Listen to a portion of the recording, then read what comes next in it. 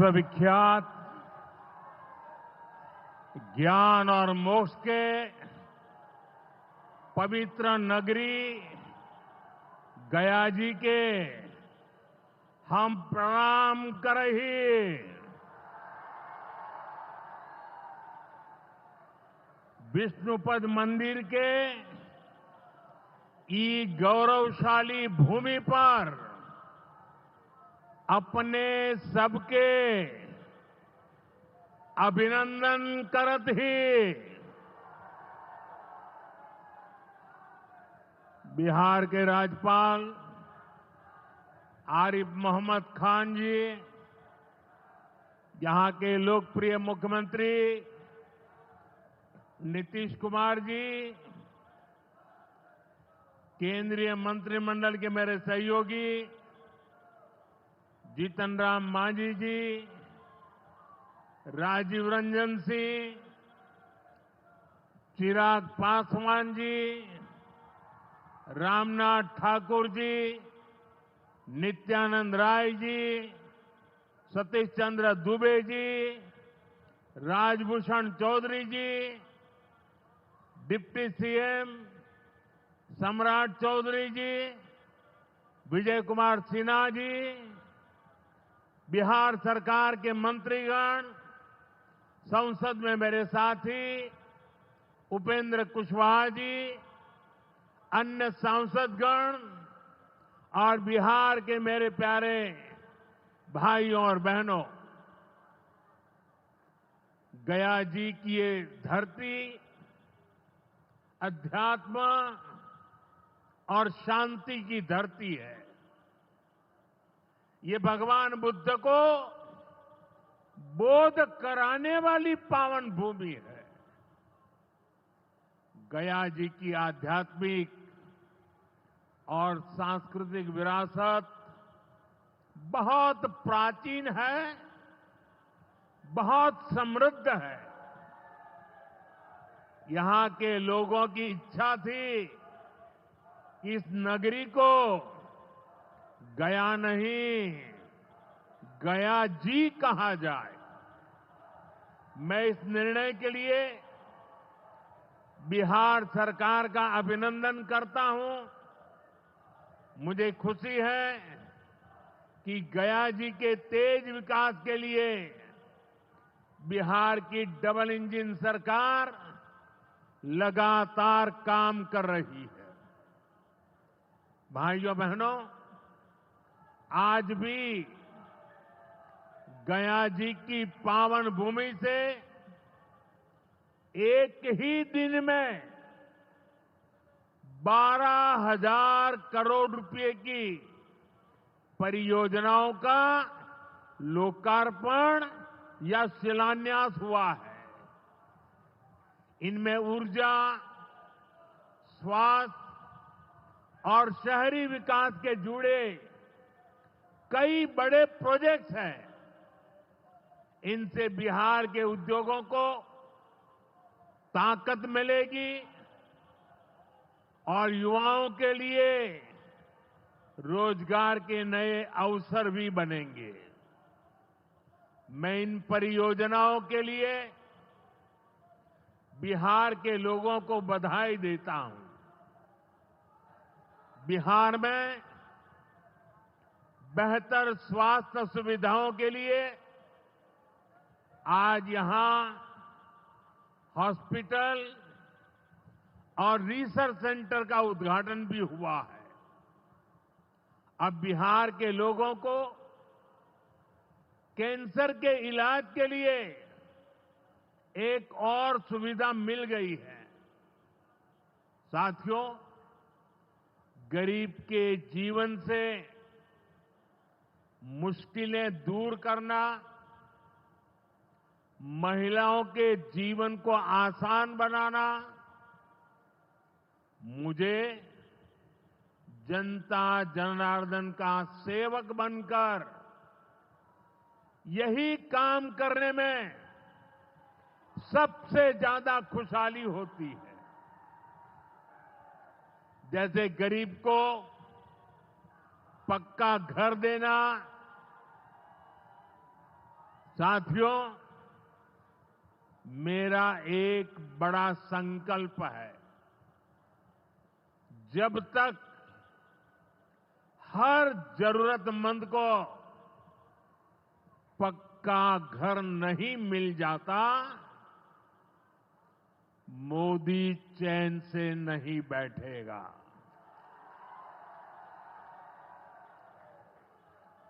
इसी सोच के साथ पिछले 11 साल में 4 करोड़ से अधिक गरीबों को पक्के घर बनाकर दे दिए गए। अकेले हमारे बिहार में 38 लाख से अधिक आवास बनाए गए। गया जिले में भी 2 लाख से अधिक परिवारों को अपना पक्का घर मिला है। और हमने सिर्फ घर यानी 4 दीवारें नहीं दी, बल्कि उन घरों के साथ गरीब को उसका स्वाभिमान दिया है। इन घरों में बिजली, पानी, शौचालय और गैस कनेक्शन की सुविधाएं दी हैं। यानी गरीब परिवारों की भी सुविधा, सुरक्षा और सम्मान से जीने की गारंटी मिली है। साथियों, आज इसी सिलसिले को आगे बढ़ाते हुए बिहार के मगध क्षेत्र के 16,000 से ज्यादा परिवारों को अपना पक्का घर दिया है।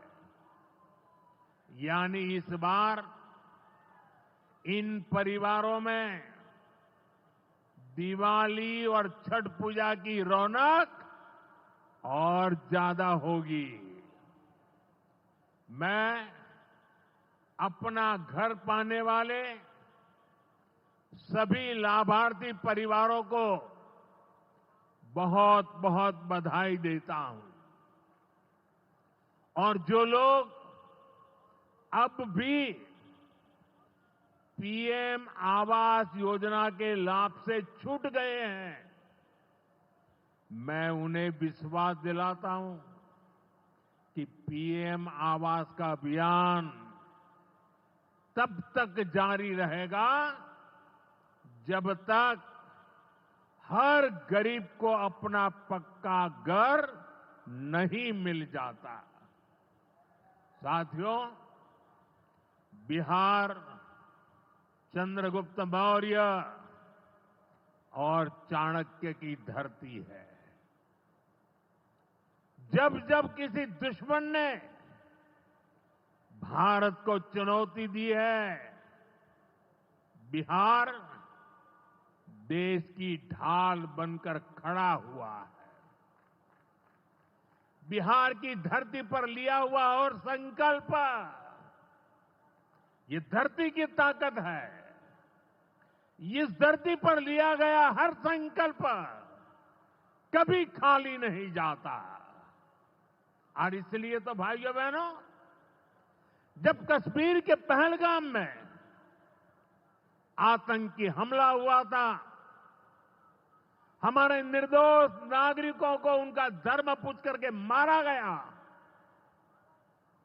मैंने बिहार की इसी धरती से आतंकवादियों को मिट्टी में मिलाने की बात कही थी।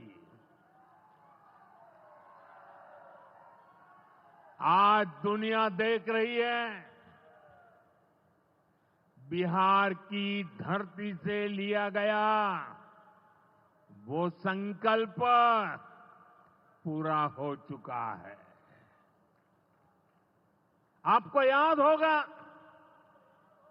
उधर से पाकिस्तान हम पर ड्रोन हमले कर रहा था, मिसाइलें दाग रहा था और इधर भारत पाकिस्तान की मिसाइलों को हवा में तिनके की तरह बिखेर रहा था।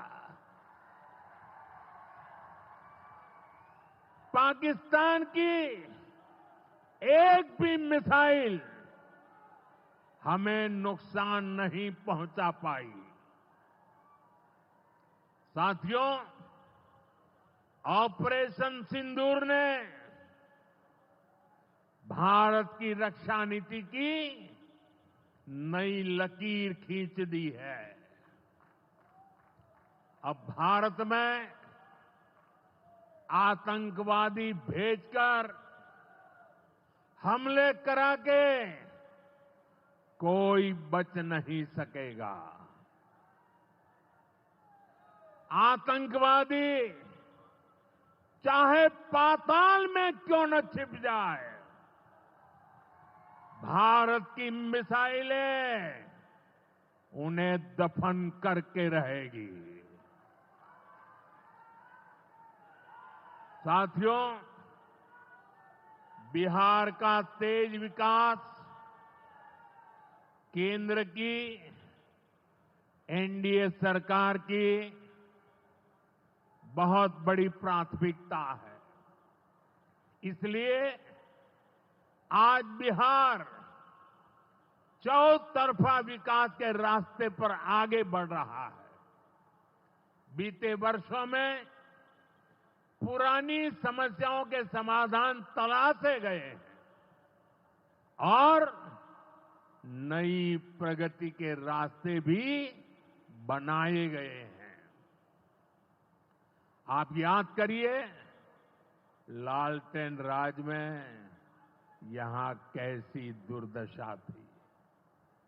लालटेन राज में एक क्षेत्र लाल आतंक से जकड़ा हुआ था। माओवादियों की वजह से शाम के बाद कहीं आना जाना मुश्किल था। गया जी जैसे शहर लालटेन राज में अंधेरे में डूबे रहते थे।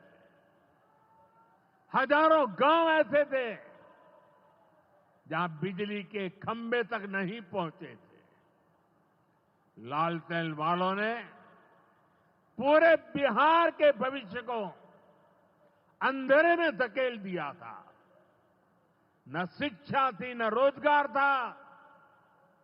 बिहार की कितनी पीढ़ियों को इन लोगों ने बिहार से पलायन के लिए मजबूर कर दिया था। साथियों, बिहार के लोगों को आरजेडी और उनके साथी सिर्फ अपना वोट बैंक मानते हैं। उन्हें गरीब के सुख दुख, गरीब के मान सम्मान से कोई मतलब नहीं है। आपको याद होगा, कांग्रेस के एक मुख्यमंत्री ने मंच से कह दिया था कि अपने राज्य में बिहार के लोगों को घुसने नहीं देंगे। बिहार के लोगों से कांग्रेस की इतनी नफरत, बिहार के लोगों के प्रति इतनी घृणा, और कोई भूल नहीं सकता। कांग्रेस का बिहार के लोगों के प्रति त्याग, जो दुर्व्यवहार देखने के बाद भी यहां आरजेडी वाले गहरी नींद में सोए पड़े थे। भाइयों बहनों, बिहार की एनडीए सरकार कांग्रेस और इंडी गठबंधन वालों के इस नफरती अभियान का जवाब दे रही है। बिहार के बेटे बेटी को यहीं पर रोजगार मिले, सम्मान की जिंदगी मिले, मां बाप की वो देखभाल कर सके, इसी सोच के साथ हम काम कर रहे हैं। अब बिहार में बड़े बड़े प्रोजेक्ट बन रहे हैं। गया जी जिले के डोभी में बिहार का सबसे बड़ा इंडस्ट्रियल एरिया तैयार हो रहा है। गया जी में एक टेक्नोलॉजी सेंटर की स्थापना भी की जा रही है। आज ही यहां बक्सर थर्मल प्लांट का, पावर प्लांट का शुभारंभ भी हुआ है। कुछ ही महीने पहले मैंने औरंगाबाद में भी Nabinagar super thermal power project की आधारशिला रखी थी। भागलपुर के पीरपैंती में भी नया थर्मल पावर प्लांट बनेगा। इस पावर प्लांट से बिहार में बिजली की आपूर्ति बढ़ेगी। और आप सब जानते हैं, जब बिजली उत्पादन बढ़ता है तो क्या होता है? घरों में बिजली की सप्लाई बढ़ती है और उद्योगों को भी ज्यादा से ज्यादा बिजली मिलती है और इससे भी रोजगार के नए मौके बनते हैं। साथियों, बिहार के युवाओं को पक्की सरकारी नौकरी देने के लिए नीतीश जी ने बड़ा अभियान चलाया हुआ है। ये नीतीश जी हैं, तभी यहां शिक्षकों की भर्ती भी पूरी पारदर्शिता से हुई। साथियों, यहां के नौजवानों को ज्यादा से ज्यादा संख्या में बिहार में ही रोजगार मिले, उन्हें नौकरी के लिए पलायन न करना पड़े, इसमें केंद्र सरकार की एक नई योजना से भी बहुत बड़ी मदद मिलने वाली है। अभी पिछले सप्ताह इस 15 अगस्त से ही देश भर में प्रधानमंत्री विकसित भारत रोजगार योजना लागू हुई है।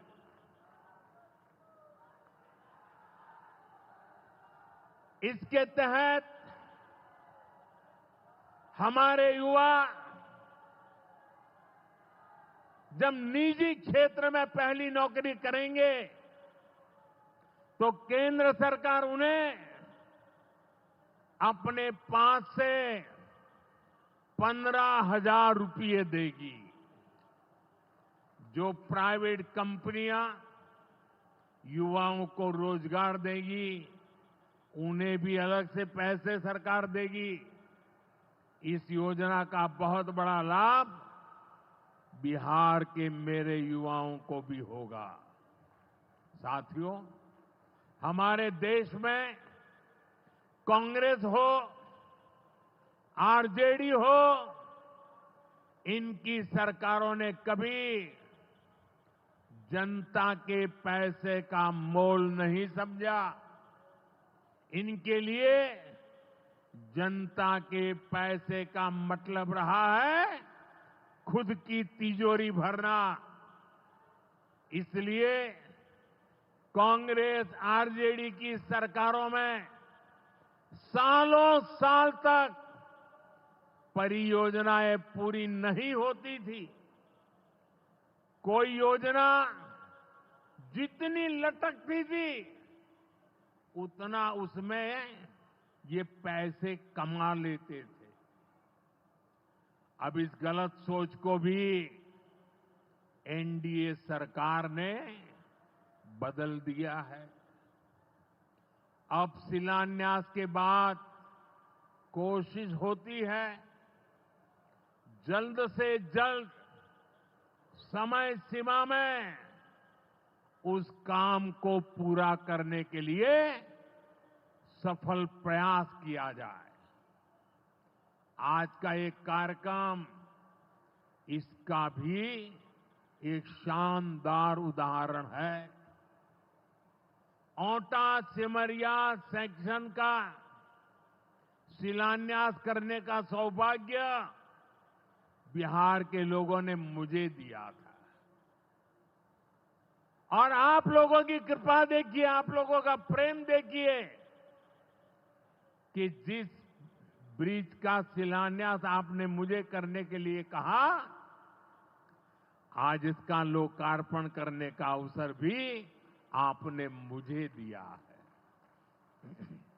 ये पुल सिर्फ सड़कों को नहीं, पूरे उत्तर और दक्षिण बिहार को जोड़ने का काम करेगा।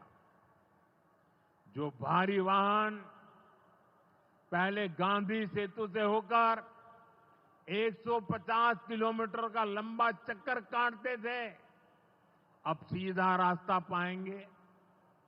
इससे व्यापार तेज होगा, उद्योगों को ताकत मिलेगी और तीर्थयात्रियों का भी पहुंचना आसान होगा।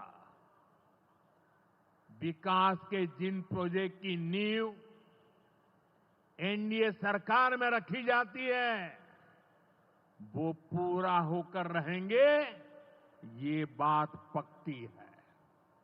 साथियों, एनडीए की डबल इंजन सरकार यहां रेलवे के विकास के लिए भी तेजी से काम कर रही है। अमृत भारत स्टेशन योजना के तहत गयाजी रेलवे स्टेशन को आधुनिक बनाया जा रहा है।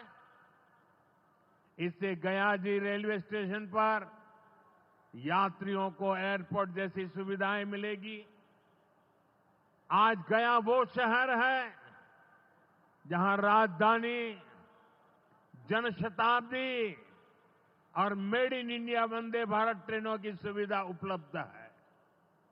गया जी सासाराम, प्रयागराज, कानपुर होते हुए दिल्ली तक सीधा कनेक्शन बिहार के युवाओं को, यहां के किसानों को, यहां के व्यापारियों के लिए नई संभावनाएं बना रहा है।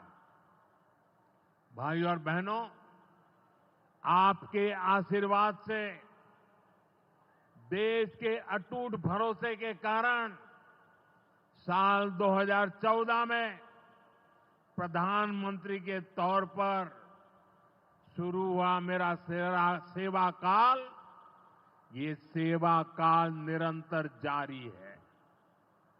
इतने वर्षों में हमारी सरकार पर भ्रष्टाचार का एक भी दाग नहीं लगा। जबकि आजादी के बाद कांग्रेस की सरकारें जो 60-65 साल तक सरकार में रही है, उनके भ्रष्टाचार की लंबी लिस्ट है। आरजेडी का भ्रष्टाचार तो बिहार का बच्चा बच्चा जानता है। मेरा साफ मानना है कि भ्रष्टाचार के विरुद्ध लड़ाई को अगर अंजाम तक पहुंचाना है तो कोई भी कार्रवाई के दायरे से बाहर नहीं होना चाहिए। आप सोचिए, आज कानून है कि अगर किसी छोटे सरकारी कर्मचारी को 50 घंटे तक हिरासत में रख दिया तो अपने आप वो सस्पेंड हो जाता है। ड्राइवर हो, छोटा क्लार्क हो, प्यून हो, उसकी जिंदगी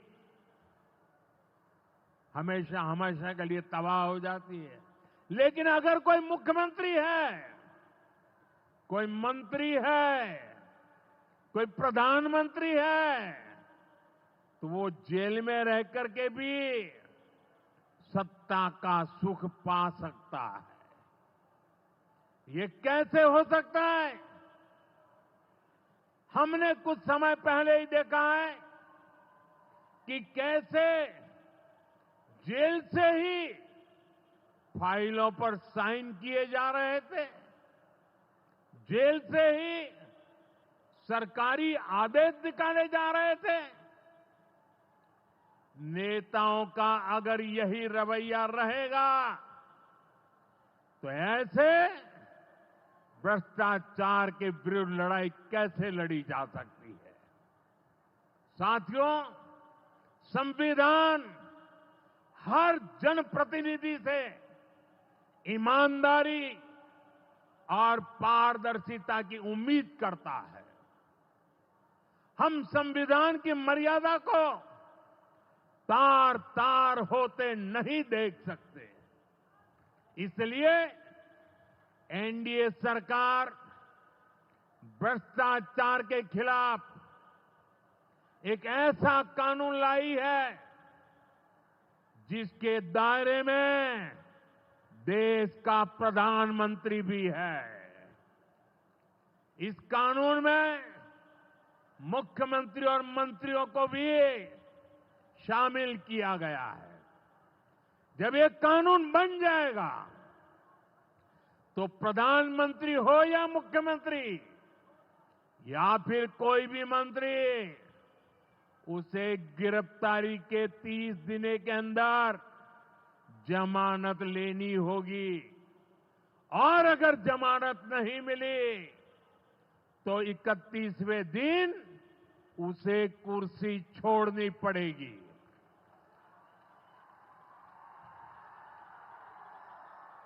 आप कहिए भाइयों, जो जेल जाए उसने कुर्सी छोड़नी चाहिए कि नहीं छोड़नी चाहिए? क्या वो कुर्सी पर बैठे रह सकता है क्या? क्या वो सरकारी फाइलों पे साइन कर सकता है क्या? क्या जेल में से कोई सरकार चला सकता है क्या? और इसलिए ऐसा सख्त कानून बनाने की तरफ हम आगे बढ़ रहे हैं। लेकिन साथियों, ये आरजेडी वाले, ये कांग्रेस वाले, ये लेफ्ट वाले इस कानून का विरोध कर रहे हैं। ये बहुत गुस्से में है और कौन नहीं जानता उनको किस बात का डर है।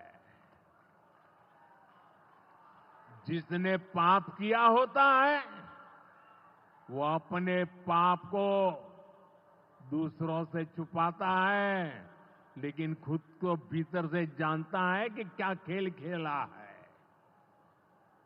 इन सब का भी यही हिसाब है। ये आरजेडी और कांग्रेस वाले कोई बेल पर बाहर है, कोई रेल के खेल में अदालत के चक्कर लगा रहा है और जो जमानत पे बाहर घूम रहे हैं भी आज इस कानून का विरोध कर रहे हैं।